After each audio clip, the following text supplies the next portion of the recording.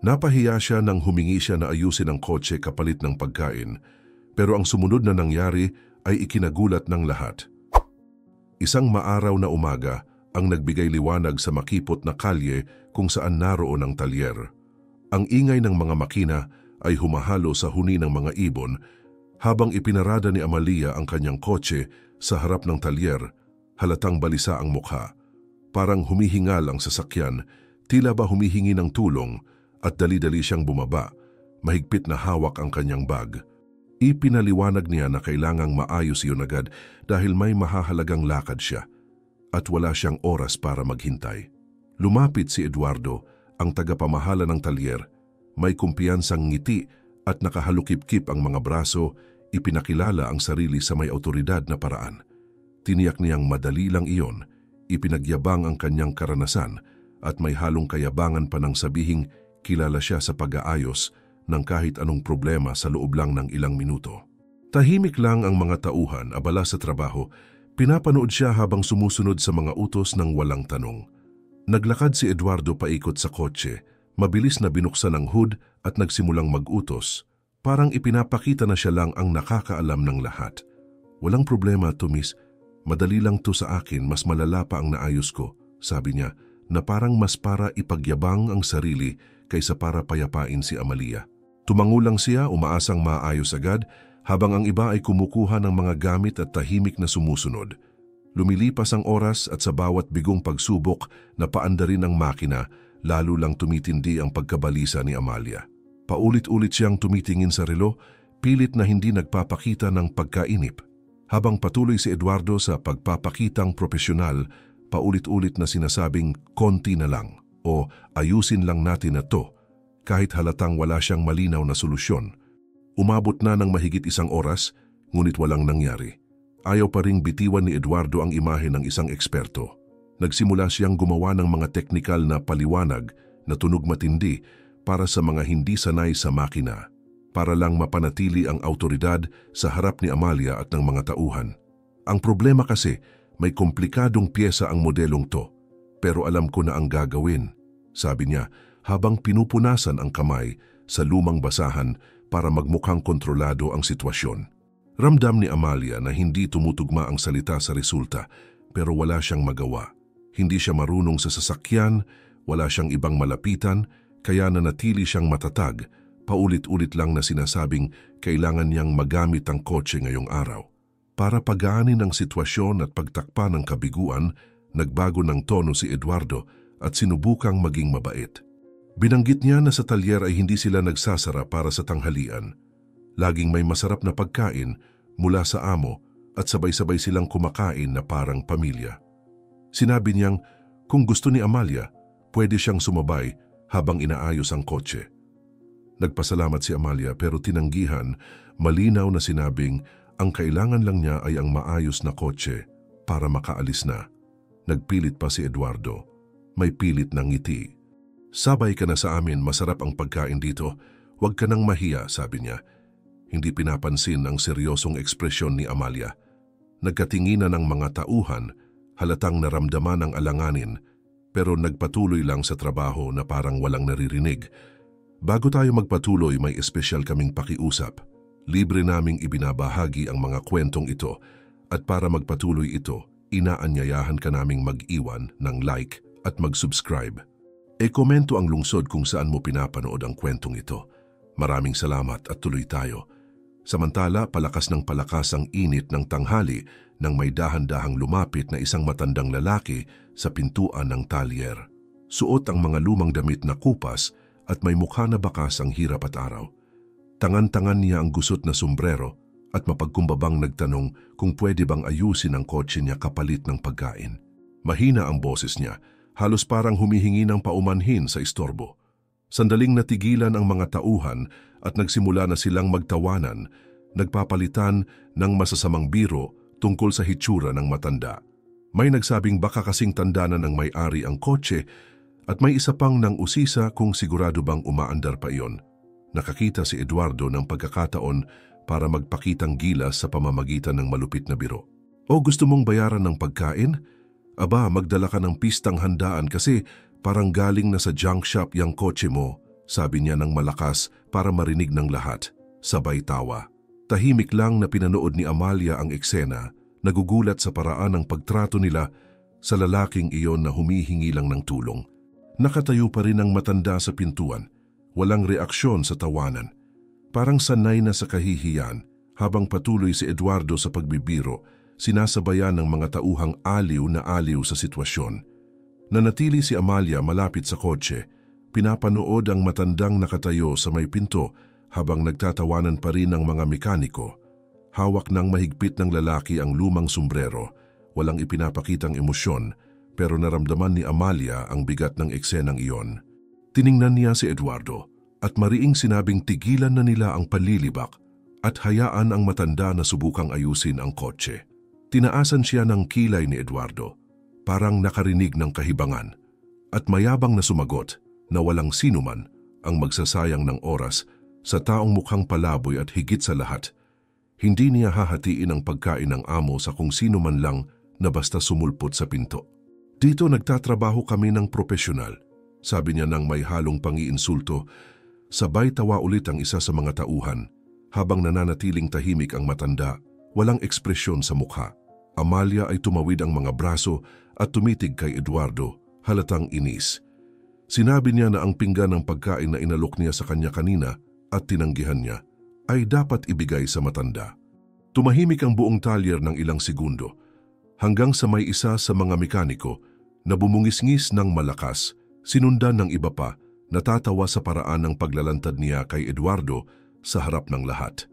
Lalong lumakas ang tawanan nang may nagsabi na iyon daw ang tinatawag na pagtanggi na may estilo at nakikita ng lahat. Sinubukan ni Eduardo na panatilihin ang kanyang postura, ngunit ipinakita ng pamumula sa kanyang mukha na naiinis siya. Sige, kung iyan ang gusto ng senyorita, ganun ang mangyayari, sabi niya nang may pagkainis itinuro ang kotse. Pero huwag kang magreklamo kung magiging kalawangin ang kotse mo kasi responsibilidad mo na iyon. Dahan-dahang naglakad ang matanda papunta sa sasakyan. Lumapit siya na may halos paggalang na para bang tinitingnan ng isang bagay na mahalaga at hiniling na buksan ang hood. Isa sa mga tauhan na tumatawa pa rin ay sinunod ang gusto niya. Maingat na tiningnan ng matanda ang makina, bahagyang yumuko, umikot sa kotse nang hindi hinahawakan ng kahit ano, at pagkatapos ay tumigil na para bang inaayos muna sa isipan ang sasabihin. Sinabi niya ng kalmado kung ano ang problema, ipinaliwanag ng simple at direkta kung ano ang sira. Napatawa si Eduardo nang may panlilibak, umiling, at sinabi na walang saysay iyon, imposibleng malaman iyon nang hindi man lang gumagamit ng kahit anong gamit. Iyan ay panloloko para lang makapang-impress, sabi niya malakas para marinig ng lahat. Walang nakakaayos ng problema sa pamamagitan lang ng tingin, lalo na ang isang taong mukhang walang alam sa ginagawa niya. Hindi sumagot ang matanda, basta hiniling niya na dalhin sa kanya ang isang maliit na piyesa na nasa sulok ng talyer, isang bagay na halos nakalimutan na sa kalawangin na estante. Kinabit niya iyon sa loob lamang ng ilang segundo, mabilis at eksakto ang galaw, na para bang alam niya mismo ang dapat gawin. Pagkatapos ay tumingin siya sa mga mekaniko at sinabi na paandarin ang kotse.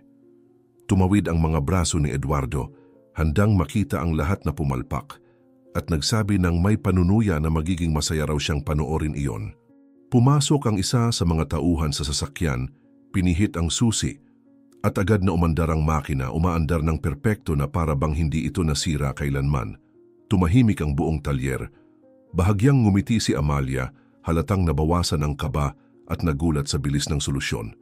Nagkatinginan ang mga mekaniko, hindi makapaniwala kung paano nalaman at inayos ng isang tao ang problema ng hindi man lang hinahawakan ang makina kanina.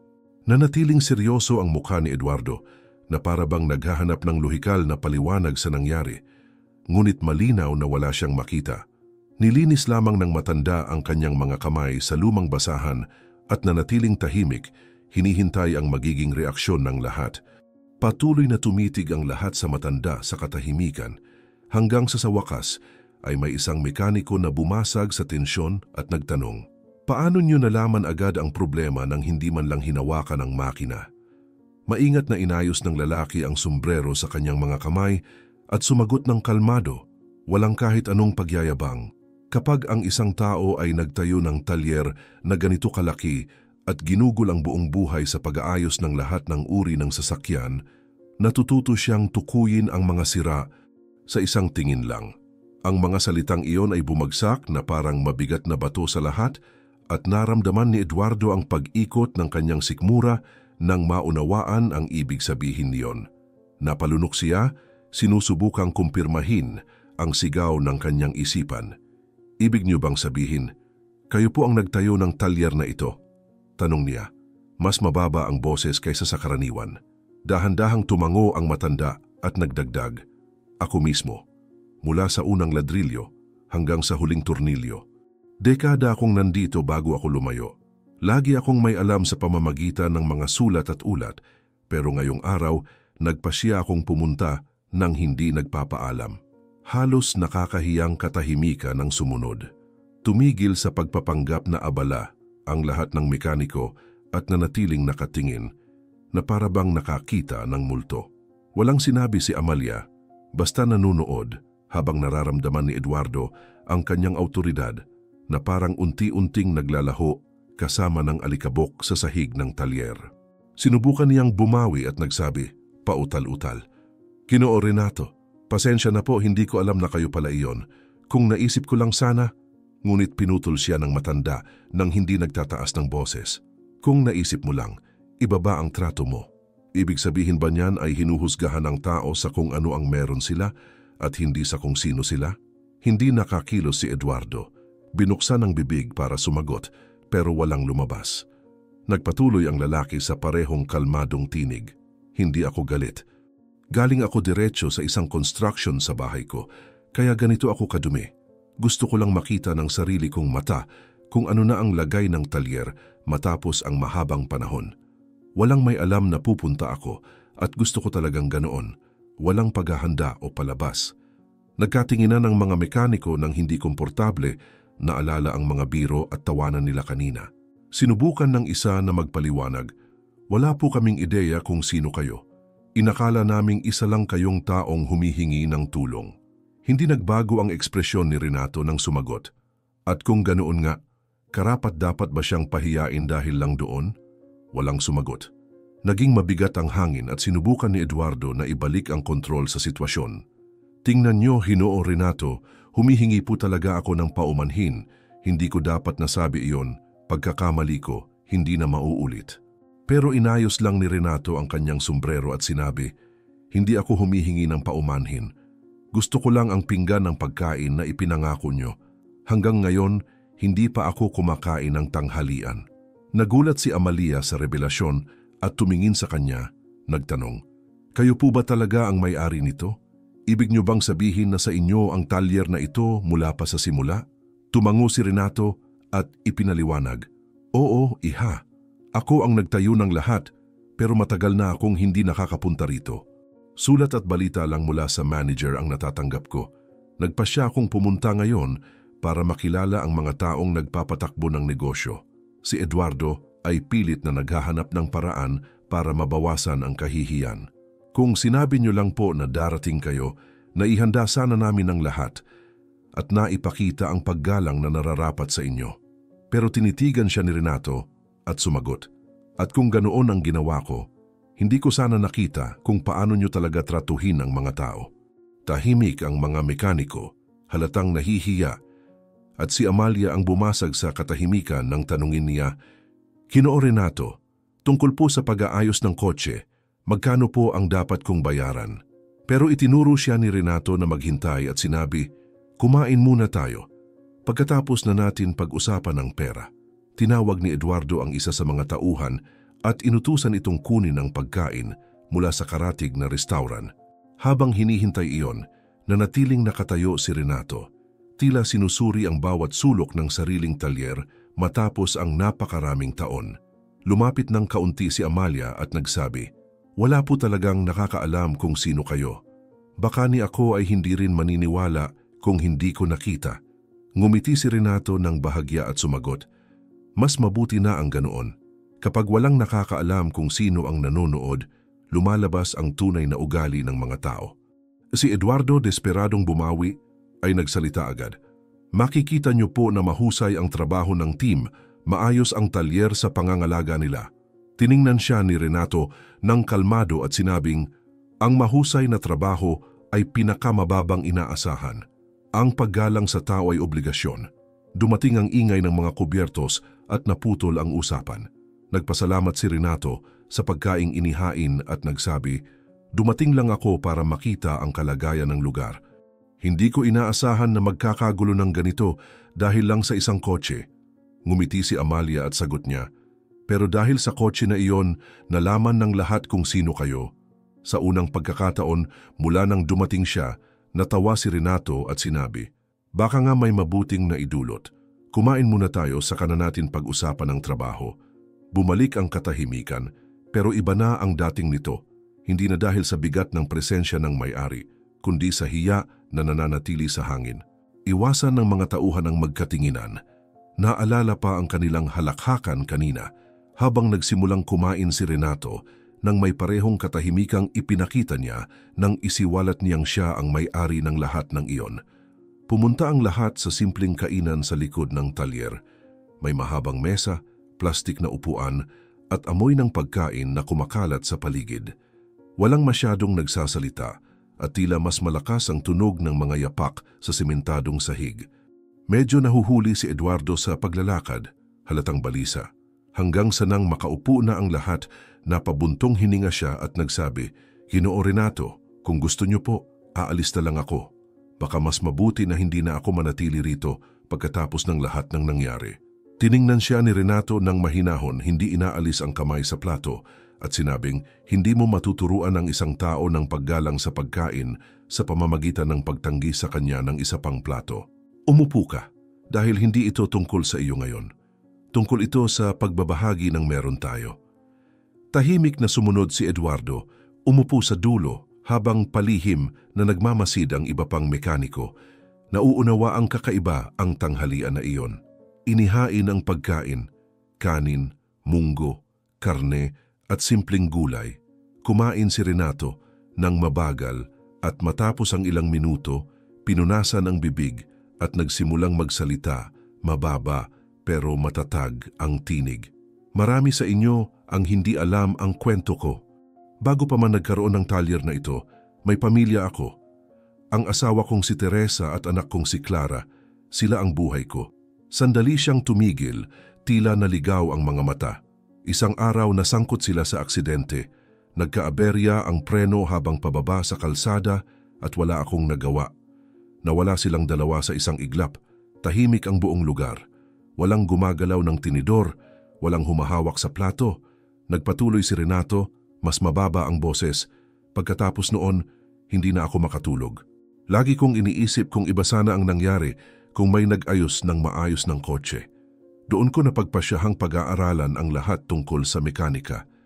Ayokong may ibang pamilya na makaranas ng parehong sakit. Tahimik na nakikinig si Amalia, ang mga kamay magkahawak sa mesa. Habang nakayuko ang mga mekaniko, dama ang bigat ng kwento. Huminga ng malalim si Renato bago muling nagsalita, nananatiling kalmado ang tinig. Nagsimula ako ng maliit, nag-aayos ng kotse sa bakuran. Wala akong pera pero may determinasyon. Nagtrabaho ako araw at gabi, iniipon ang bawat baryang kinikita, hanggang sa mabili ko ang lupang ito at maitayo ang unang talyer. Hindi madali, pero unti-unti itong lumago. Naniwala ang mga tao sa akin dahil itinuturing kong parang pag-aari ko ang bawat sasakyang inaayos ko. Tumingin siya sa paligid, pinasadahan ng mata ang bawat tauhan. Nang lumaki na ang negosyo at hindi ko na kayang mag-isa, kumuha ako ng mga tao para magpatakbo. Kailangan ko ring magpahinga. Pero kahit malayo, lagi kong binabantayan ang lahat dahil dala ng lugar na ito ang alaala ng nawala at ng itinayo ko. Tumingin si Amalia ng ilang segundo bago magtanong, "At ang anak nyo, bata pa po ba siya noon?" Medyo natagalan bago sumagot si Renato at nang nagsalita may bahagyang pagigting ang boses. 4 na taong gulang lang si Clara noon. Kung nabuhay siya, kasing edad mo na siguro siya ngayon. Tinitigan niya si Amalia nang may katahimikan sa mukha pero may emosyon sa mga mata. Nang makita kita kanina, naisip ko kung paano kaya kung lumaki siya. Baka kamukha mo siya, baka kasing tapang mo rin. May kung anong bumigat sa dibdib ni Amalia, hindi malaman ang sasabihin. Mahina lang siyang nagsabi, "Nalulungkot ako sa nangyari, Hinoo Renato." Tumango si Renato ng dahan-dahan, may bahagyang lungkot sa ngiti. "Ganoon talaga ang buhay, iha. Ginawa kong trabaho ang sakit at mula ron nabuo ang talyer na ito. Pero may mga sugat na hindi na talaga naghihilom. Natututo lang tayong mabuhay kasama ang mga ito. Tahimik lang ang mga mekaniko, ang ilan kumakain ng mabagal. Ang iba halos hindi man lang tinatablan ang pagkain." Si Eduardo halatang nahihiya, mahina ang boses nang nagsabi, "Walang sino man dito ang nakakaalam ng kwento. Kung alam lang namin," pero pinutol siya ni Renato gamit ang simpleng kumpas ng kamay at mahinahong sumagot, "Kung alam ninyo, baka iba ang naging trato ninyo sa akin. Pero ipinapakita ng buhay kung sino talaga tayo kapag iniisip nating walang nakatingin. Nagbago ang ihip ng hangin sa kainan, wala nang halakhak, puro respeto na lang at isang katahimikan na mas malakas pa sa kahit anong salita." Si Amalia halatang apektado pa rin sa narinig ay nagsabi, "Kaya pala ayaw ninyong may bastos na pagtrato sa kahit sino. Alam ninyo ang bigat na dala ng bawat kilos." Tumango si Renato ng mabagal at sagot niya, "Tama, ang lugar na ito ay hindi lang para kumita ng pera. Dapat nandito ito para tumulong, para magbigay ng seguridad sa mga tao. Iyon ang dahilan kung bakit ko itinayo ito." Nagpatuloy ang lahat sa pagkain, pero iba na ang pakiramdam. Para bang bawat subo ay may kasamang bagong pag-unawa tungkol sa lalaking nakaupo sa dulo ng mesa. Natapos ni Renato ang pagkain, uminom ng tubig at idinugtong, "Hindi ako pumunta dito para magsermon. Gusto ko lang ipaalala kung bakit umiiral ang talyer na ito. Minsan nakakalimot ang mga tao at mabuti na rin ang may nagpapaalala." Tahimik lang si Amalia, iniisip pa ang lahat, habang ang iba pang mga tauhan ay hindi rin umiimik. Bawat isa parang malayo ang tingin pero halatang pare-pareho ang respeto na ngayon ay naroon na, ngunit wala kaninang umaga. Pagkatapos ng tanghalian, habang nagliligpit na ang lahat ng mga plato, nanatiling mabigat ang hangin sa talyer. Huminga ng malalim si Eduardo, lumapit kay Renato at mababang nagsabi, pero sapat para marinig ng lahat, "Ginoong Renato, sana maunawaan ninyo na hindi ko alam kung sino kayo. Kung nakilala ko lang agad, iba ang naging kilos ko. Lagi kong sinubukan panatilihin ang autoridad dito at marahil kaya ganoon ang naging pananalita ko." Tiningnan siya ni Renato ng diretsyo, kalmado ang mata, at sagot ng hindi tumaas ang boses, "Walang silbi ang autoridad kung walang kababaang loob, Eduardo. At kung ano ang nakita ko dito ngayong araw, lubos akong nadismaya. Hindi ko inaasahan na sa sarili kong talyer makakakita ako ng ganitong klasing pagtrato sa humihingi ng tulong." Susubukan pa sanang magsalita ni Eduardo, pero nauna si Renato. "Nang itinayo ko ang lugar na ito, ipinanganak ito mula sa sakit sa pagkawala, pero pati na rin sa hangaring makagawa ng pagbabago. Walang tunay na autoridad kung ginagamit ito para manghamak. Ang respeto ay hindi nanggagaling sa takot, kundi sa halimbawa."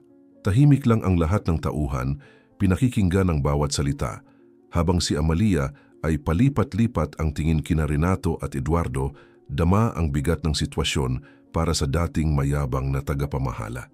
Tumayo ng dahan-dahan si Renato, inayos ang sombrero sa ulo at sinabi sa lahat, "Eduardo, hindi ka matatanggal. Ayokong umalis ka dito na iniisip mong nawala ang trabaho dahil sa isang pagkakamali. Pero mula ngayon hindi ka na magiging tagapamahala. Magsisimula ka bilang katulong, matututo ka ulit sa halaga ng serbisyo at respeto dahil ang pamumuno na walang pag-unawa sa tao ay isa lang hungkag na titulo." Agad na lumaganap ang pagkabigla. Nagkatinginan ang mga mekaniko, may ilan pang namilog ang mata dahil walang sino man ang nag-isip na babalik si Renato para personal na pamunuan muli ang talyer. May isa pa ngang mahina ang boses na nagtanong, "Kayo na po ba ang muling mamamahala dito?" Narinig iyon ni Renato at buong linaw na sumagot, "Oo, ako mismo ang babalik para pamunuan ito. Kailangang maalala ng talyer kung bakit ito naitayo. Kailangang maibalik ang mga halagang pundasyon nito.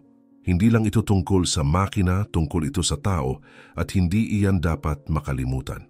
Yumuko si Eduardo, halatang mabigat ang loob at nagsabi, Nauunawaan ko, Ginoong Renato. Kung iyan ang pasya ninyo, tatanggapin ko. Tumango si Renato at idinugtong, huwag mo lang tanggapin ang pasya.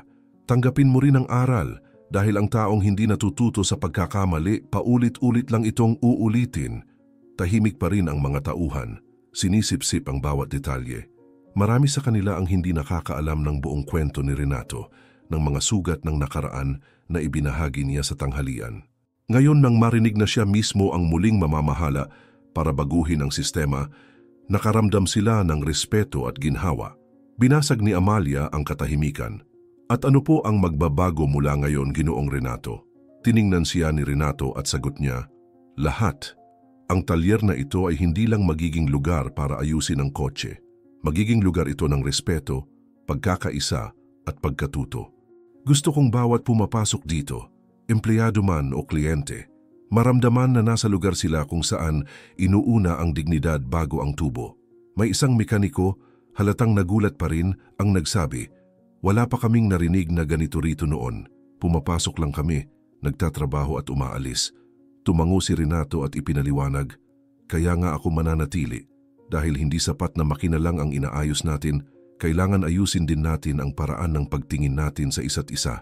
Ang talyer na ito ay isinilang mula sa sakit ng pagkawala at ayokong ang alaala ng asawa at anak ko ay maiugnay sa lugar na walang malasakit. Si Eduardo, nakatayo pa rin, huminga ng malalim at nagsabi, nagkamali ako, Ginoong Renato, at patutunayan kong kaya kong maging mas mabuti kahit magsimula ako sa mababang posisyon. Walang pag-aatubiling sumagot si Renato. Sana nga, dahil walang sino man dito para paglingkuran, kundi para maglingkod.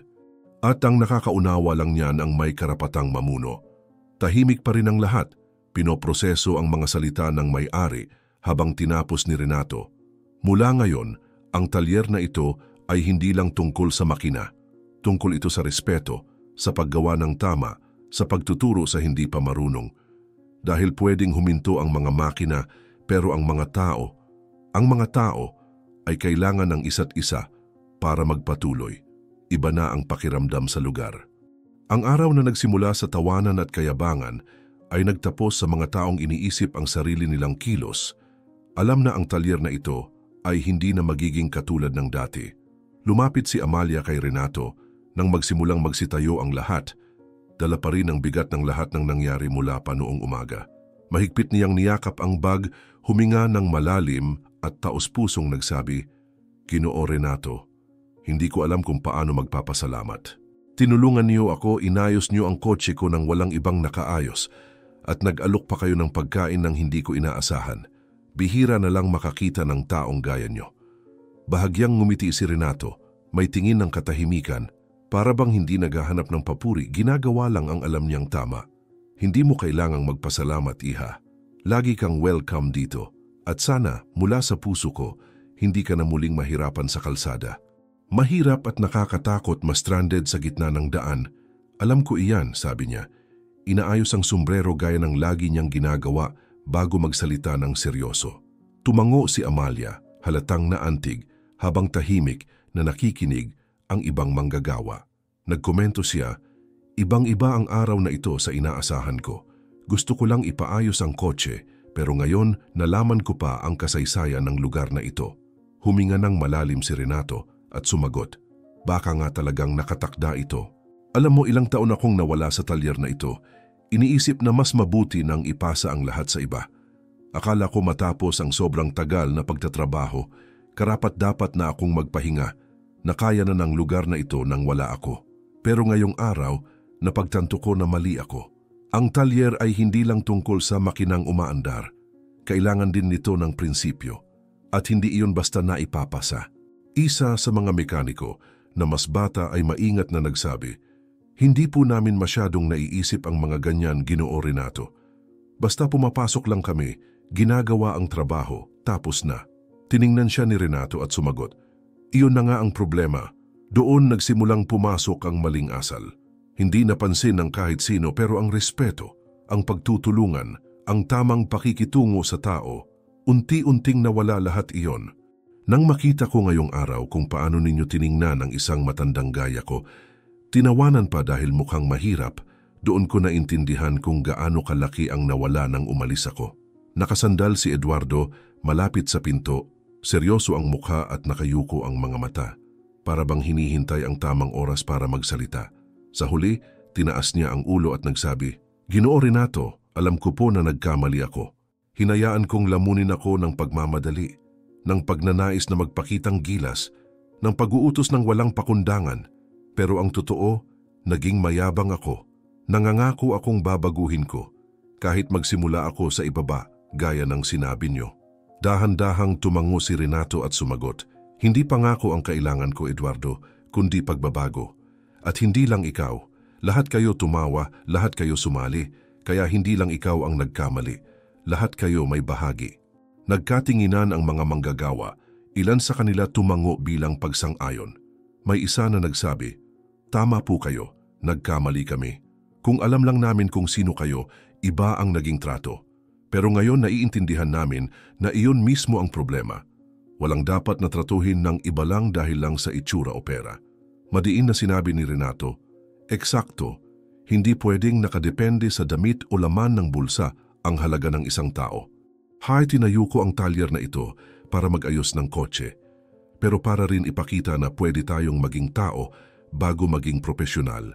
Tahimik lang na pinanood ni Amalia ang lahat. Iniisip kung paano nabago ng araw na ito ang takbo ng kanyang buhay. Sa huli, nagsabi siya, "Namangha ako sa nangyari. Ang talyer na dati parang simpleng lugar trabaho lang, ngayon pakiramdam ko magiging kakaiba na."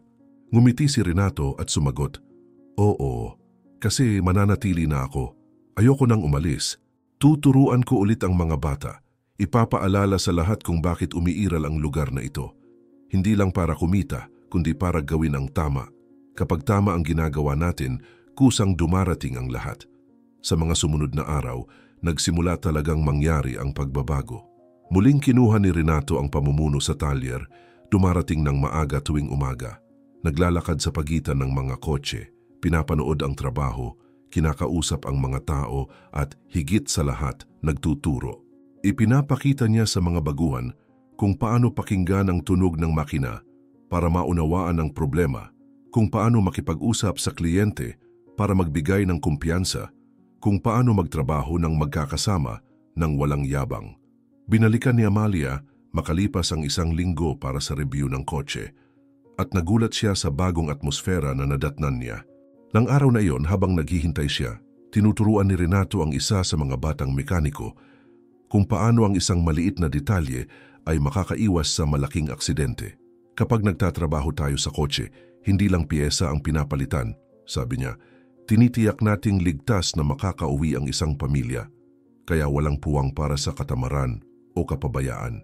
Si Eduardo, na ngayon ay katulong na lang, ay nakikinig ng tahimik sa tabi, ngunit malinaw na sinusundan ang bawat salita. Sa kalaunan, nagsabi siya, "Tama po kayo. Dati gusto ko lang mabilis na resulta, pero ngayon alam ko na hindi ganoon. Dapat maayos ang trabaho." Sagot ni Renato, "Tama, dahil ang resulta na walang kalidad, walang silbi. At ang kalidad na walang respeto, wala ring saysay." Unti-unting nagbago ang paraan ng pagtatrabaho ng lahat. Wala nang panlalait o tawanan kapag may dumating na humihingi ng tulong.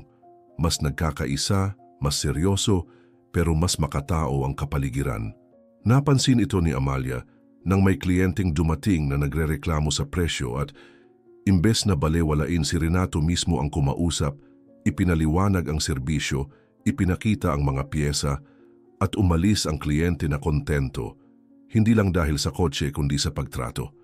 Ilang araw pa muling nagtipo ng lahat sa parehong kainan, kita na ang pagbabago, may mga tunay ng ngiti, maayos na usapan at diwa ng samahan na wala noon. Bumalik si Amalia para muling magpasalamat at nadatna ng isang talyer na bago na. Umupo siya kasama nila at habang kumakain, nagkomento, "Parang ibang lugar na ito, ang bilis ng pagbabago." Ngumiti si Renato at sumagot, "Nagbago kasi kailangan. Minsan kailangan ang isang matinding gising para magising ang lahat. Ang nangyari noon ang nagmulat sa atin." Itinaas ni Eduardo ang tingin at nagsalita para marinig ng lahat. "Marami akong natutunan. Akala ko ang pagiging boss ay puro utos lang. Pero ngayon alam ko na ito ay tungkol sa paglilingkod, sa pagbibigay ng halimbawa. Mananatili akong tumutulong dito hanggat kailangan dahil alam kong dapat muna akong magbago bilang tao bago ko muling hangaring mamuno. Isa sa mga kasamahan niya ang pumatong ng kamay sa balikat niya at nagsabi, "Natutunan din namin, Eduardo. Hindi lang ikaw ang nagkamali. Lahat tayo naging mayabang." Narinig iyon ni Renato at sinabi, "Ang mahalaga ay walang maulit sa parehong pagkakamali. Ang talyer na ito ay dapat maalala bilang lugar kung saan inaayos ang mga kotse at iginagalang ang mga tao. Isang lugar kung saan tinutulungan ng bawat isa ang isa't isa na umunlad." Natapos ang tanghalian na may magaang halakhakan malayo sa mga tawa noong unang araw na puno ng pangungutya. Ngayon ay mga tawang may pagkakaibigan mula sa mga taong natuto ng leksyon. Nagpaalam si Amalia at nagsabi, "Para sa akin nagbago rin ang lahat. Ang makita kung paano gumaganda ang mga bagay kapag marunong makinig ang mga tao sa isa't isa ay hindi ko makakalimutan." Ngumiti si Renato at sumagot, "Ako rin, iha. Ako rin. Mula ngayon, ganito na dapat ang lugar na ito." At sa ganung paraan magkasama silang lahat. Nagpatuloy sa maayos na takbo ang talyer. Si Renato personal na gumagabay sa mga mas bata. Si Eduardo muling bumubuo ng kanyang ugali ng may kababaang loob. At si Amalia, paminsan-minsan ay dumadalaw. Hindi lang bilang kliyente kundi bilang taong nasaksihan ng pagsilang ng bagong kwento roon. Isang kwento ng trabaho, paggalang at mga pagbabagong mananatili magpakailanman. Salamat sa pag-abot hanggang dito. Sa mundong puno ng mga tahimik na sakit, pinili mong makinig hanggang dulo. Kung naantig ka ng kwentong ito, mag-subscribe ka. Nakakatulong iyon para maipagpatuloy naming magdala ng mga totoong kwento na karapat-dapat ikwento. Isulat sa komento kung saan ka nanonood. At kung maaari ibahagi mo, maaring maliit lang tingnan, pero ang pagpapalaganap ng kwento ng pagbangon ay pagpapalaganap din ng pag-asa.